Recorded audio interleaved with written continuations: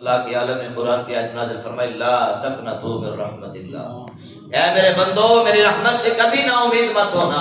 اللہ کی رحمت سے کبھی مایوس نہ ہونا۔ جب یہ بات ہے تو آنکھوں سے آنسو جاری ہو گئے، قدموں میں گر پڑے، حضور اب میرے دل میں کوئی اشکال نہیں رہ گیا، اب میں آپ کی غلامی میں آنا چاہتا ہوں، اب مجھے امید لگ گئی ہے کہ میرے اتنے بڑے گناہ کو اللہ پاک معاف فرما دے گا اور میری توبہ کو اپنی بارگاہ میں قبول فرما دے گا۔ تو آپ کے قدموں میں گر کر آپ مسلمان ہو گئے۔ تو میرے بھائیوں بزرگوں نوجوان دوستو، ایک کفر اللہ معاف نہیں کرتا، اپنے نبی سے غدار کو معاف نہیں کرتا، باقی ہر انسان کو اللہ معاف کرے گا، لیکن اس امید پر گناہ پہ گناہ کرتے رہنا بہت بڑا خطرناک کام ہے۔ یاد رہے اس امید پہ گناہ کرنے والا خود کفر کی طرف دھکیل دیا جاتا ہے، خود کفر کی طرف دھکیل دیا جاتا ہے، جو کہ معاف تو ہو ہی جانا ہے، رب نے معاف تو کر ہی دینا ہے۔ اللہ نے فرمایا لا تقنطوا من رحمت اللہ۔ آج کا ہمارا نوجوان ایک آیت کا حصہ یاد کر لیتا ہے، معنی اور مفاہیم اپنی مرضی کا گھڑ لیتا ہے، اور جی رب نے فرمایا لا تقنطوا من رحمت اللہ، تم کیسے کہتے ہو معافی نہیں ملے گی؟ اللہ نے فرمایا میں نا امید رہا ہوں، میں نا امید نہیں ہوں اور نا امید نہیں ہوں اس لیے سب کچھ کر رہا ہوں۔ تو یہ بھی ایک بہت خطرناک معاملہ ہے کہ اللہ کی معافی کی امید رکھ کے گناہ کرنا، یہ بہت بڑا کفر کے لیول کا کام ہے۔ آپ سے اگر خطا زرزد ہو جائے توبہ کر لے اور معافی مانگ لے، گناہ کو گناہ سمجھ کے کریں اور اس پر سزا کی امید رکھے کہ آپ کو سزا بھی مل سکتی ہے نا، اللہ چاہے تو سزا بھی دے سکتا ہے، غضب بھی نازل کر سکتا ہے، وہ قہار بھی ہے اور رحیم بھی ہے، وہ کریم بھی ہے، لیکن اس کا کرم ہے کہ صدقہ مصطفیٰ کا ہمارے گناہوں پر پکڑ نہیں فرمائی جا رہی، اس لیے کہ اس نے اپنے نبی سے وعدہ فرمایا وَلَسَوْفَ يُعْطِيكَ رَبُّكَ فَتَرْضَىٰ، اے ہمارے حبیب ہم آپ کو راضی کریں گے، اور حبیب کی رضا کس میں؟ اے اللہ میری گناہگار امت کو معاف فرما دے۔ تو آج سرکار کی دعاؤں کا صدقہ ہی ہمیں معاف کیا جا رہا ہے، ورنہ جو ہمارے حوال ہیں ہمیں معاف کبھی نہ کیا جاتا۔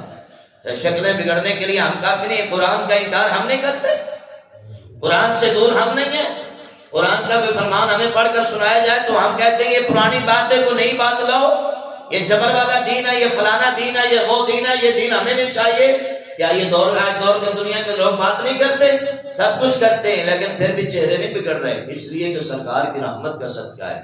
اب شکرانے مصطفیٰ کے ادا کریں، ورنہ ہمارے منہ سے جو کچھ نکلتا ہے ہمیں کبھی معافی نہ ملے۔ لیکن لا تقنطوا من رحمت اللہ، مصطفیٰ کے غلاموں کو فرما دیا گیا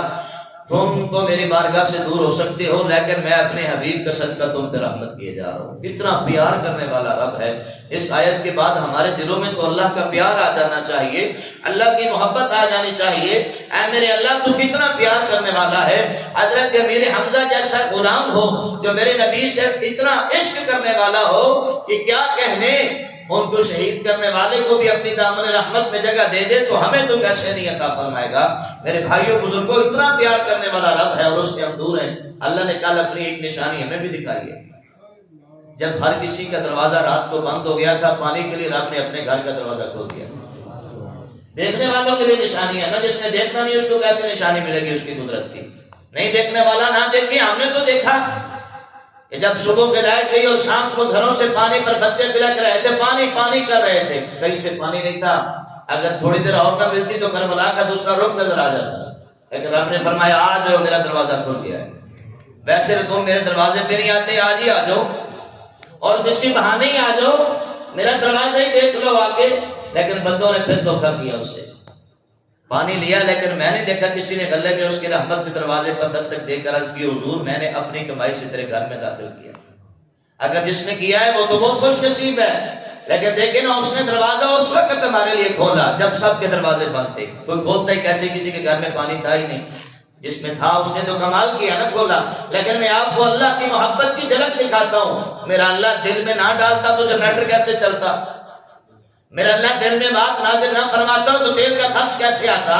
یہ اس کی بات دل میں داخل کی گئی، میرے بندے پانی سے بھلک رہے ہیں، پیاس ہے، گھر میں پانی نہیں ہے، جاؤ میری رحمت کا دروازہ کھلا ہے، مسجد کے دروازے کھول دو، جو لینا چاہتا ہے وہ لے جائے۔ واہ میرے مالک و مولا، جب ہر طرف سے نا امیدی آئی، کسی نے کہا 48 گھنٹے بعد لائٹ آئے گی، 46 گھنٹے بعد آئے گی، 36 بعد آئے گی، سب کو پریشانی لائق ہوگی، پانی کہاں سے لیں گے، پانی کہاں سے لیں گے؟ فرمایا جتنا چاہتے ہو مرضی لے لو، ہمارے گھر کے دروازے کھل گئے۔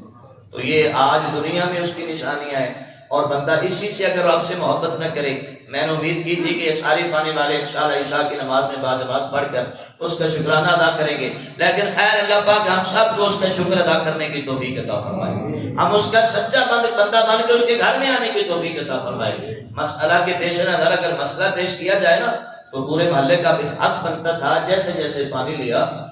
اس کا حق ادا کرتے، مسجد کے گلے میں پیسے ڈال کر جاتے، حق تو ادا یوں تھا۔ لیکن آج ہم یہ مسئلہ بیان بھی کریں تو لوگ ہمارے خلاف ہو جائیں، لیکن بات میں حقیقت یہ ہے کہ ہمیں اللہ کے گھر میں چیز نہیں لے جا سکتے، لیکن چلے مجبوری کے امر میں لے گئے۔ اب حق ادا یہ تھا کہ مسجد میں خدمت بھی کر کے جاتے، جو کر گئے ہیں وہ تو اسلام عقیدت کے مستحق ہے، نہیں کیا اگر ہم میں موجود ہے تو ضرور مسجد کی خدمت کیجیے گا۔ یہ وہ دروازہ ہے جب ہر کسی کا دروازہ بند ہو جائے گا، لا تقنطوا من رحمت اللہ، اے بندے خدا کبھی مایوس مت ہونا، یہ دنیا اور آخرت کے سارے دروازے ہمارے ہی کھلیں گے، کسی اور کا نہیں کھلے گا۔ تو انشاءاللہ اللہ کے گھر کا دروازہ ہمارے لیے ہمیشہ کھلا ہے اور ہمیں ہر وقت صدا دیتا ہے، ہم تو مائل بکرم ہیں گسائل نہیں، راہ دکھلائیں کسی کو رہنم منزل ہی نہیں۔ اے بندے کس دنیا پیچھے پڑا ہوا ہے، کہاں پہ رشتہ داریاں نبھا رہا ہے اور یاریاں نبھا رہا ہے، آج بھی میرے گھر کا دروازہ کھلا ہے، آ کر بس 2 رکعت نماز نفل توبہ کے پڑھ لے، انشاءاللہ تیرے لیے ساری مغفرت ہی مغفرت ہے اور تیرے لیے معافی ہے۔ لیکن بندے کو 2 نفل بوجھ ہے، اللہ کرے ہم سب کو یہ 2 نفل پڑھنے کی اللہ توفیق عطا فرما دے، اس کے بعد اللہ ہمیں نماز پنجگانہ پڑھ کے اس کی رحمت کے سمندر میں غوطے لگانے کی توفیق عطا فرمائے اور اس گھر کی رونق کو اللہ 4 چاند لگانے کی توفیق نصیب